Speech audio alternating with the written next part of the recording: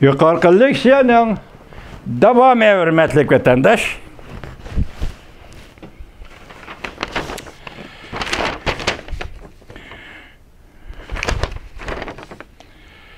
Harbiy ishlar ve territoriya talash tortishi bo'yicha tahdid silibli qolmay Jungo yana nurg'on demokratik davlatlarga hayba qilib jasuslarni avatib siyosiy ta'sir paydo qilmoqchi bo'ldi va bu davlatlarning hushyor bo'lishini keltirib chiqadi.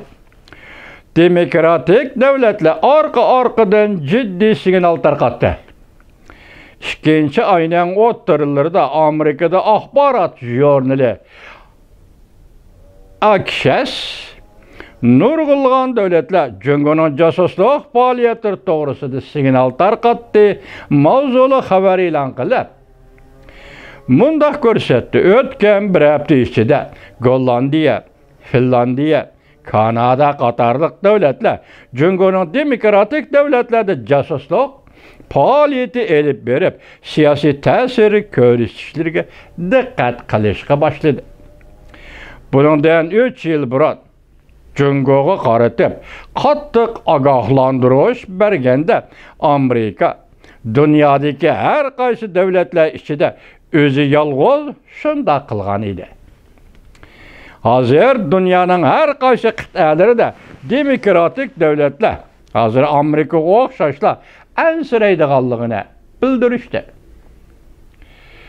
O'tgan hafta Gollandiya istihborot bexatarlik bosh idorasi Gollandiyaning bexatarlik manfaati duch kelgan tahdid to'g'risida e'lon qilgan dokladida Jungoni to'g'ri tanqidlab, Jungoning internet josuslik faoliyatlari, banka sohasi, energiya sohasi va asosiy qurilish sohalariga Gollandiyaning singib ko'rib, Gollandiya iqtisodiga qosh bilan kirpik o'ttirisida turib tahdid selayotidi deb ko'rsatdi.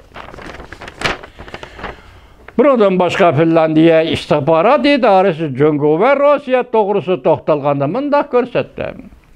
Bazı zomagar davlatlar Finlandiyaning eng muhim asosiy aslalar qurilish asoslarini kontrol qilmoqchi bo'layotidi deb ko'rsatdi.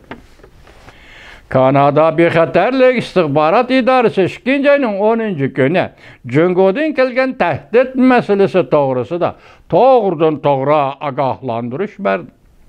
Bu idora boshlig'i David mundaq ko'rsatdi. Jungoda hozir iqtisod, texnika, siyosiy va harbiy ishlar sepida geopolitikalik siyosiy ustunlik strategiyasini qo'g'lishyapti.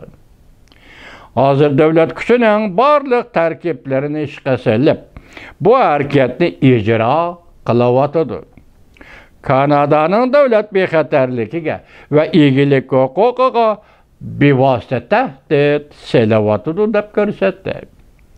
Bütün sep bo'yicha josuslik faoliyati bilan singib kirish va tahdid selish kichik mavzu. Amerika Janubiy Karolina Universiteti professori Shetyan Amerika ovoziga mundaq ko'rsatdi. Jungo kompartiya hokimiyati g'arb davlatlariga bütün sep bo'yicha singib kirdi. Jasuslik qilish va o'g'irlikning ko'lami insoniyat tarixida asla ko'rilib boqmagan darajada yuz berdi. O'mundaqda Jungoning g'arb davlatlarida jasuslik faoliyatlari bütün sep bo'yicha elib berilyapti. Bir davlatning g'arb dunyosiga, boshqa davlatlarga, Amerikaning ittifoqdoshlariga bundaq ko'p taraflik siyosiy, iqtisodiy, harbiy ishlar, madaniyat, hatto yezi egiligi har qaysi sohalar bo'yicha singib kirib, bu ko'lamli josuslik faoliyati bilan shug'ullanishini ko'rib boqmagan edim va tarixdan anglab boqmagan edim dedi professor Shetyan. Bugün endem muşulağa to'g'ri kelayotgan yoki bop keladigan bundaq bir ishga xabar keldi, yozolmay chiqdi. İsrailiye tarafta tor betiga chiqdi shunaqa kanalda. 3-Dünya urushi vaqti yetib keldi, tayyorlik qilinglar degandek debdi. Onu qo'yib turaylik. Bugun Beyjan'ın Bahari degan jurnalning yana bir parça xabari yetib keldi hesapta.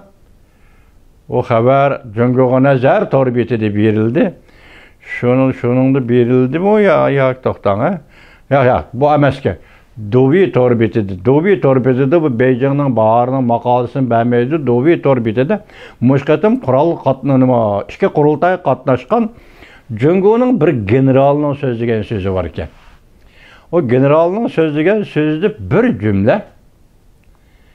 Söz, burunqı söz ibarlarlık yalga yavdak gepler var. Şunun oxşumaydıgan bir cümle söz yetip geldi. Buna başkalar tahlil kılıvatı. O nime deseniz, bu general depti ki, saklanğılı bolmaydıgan uğraş. Allah halısa, ati sizlerge teyirlap gelimiz vatandaşlarım. Xuda xalisa saklanğılı bolmaydıgan uğraş. Demek bu hazır maqala Amerika Ovoz e'lon qilingan maqala, onun ikki qismini bugun sizlarga anglatdik. Ata qolgan qismlarga g'ayrat qilamiz, hurmatli vatandoshlar.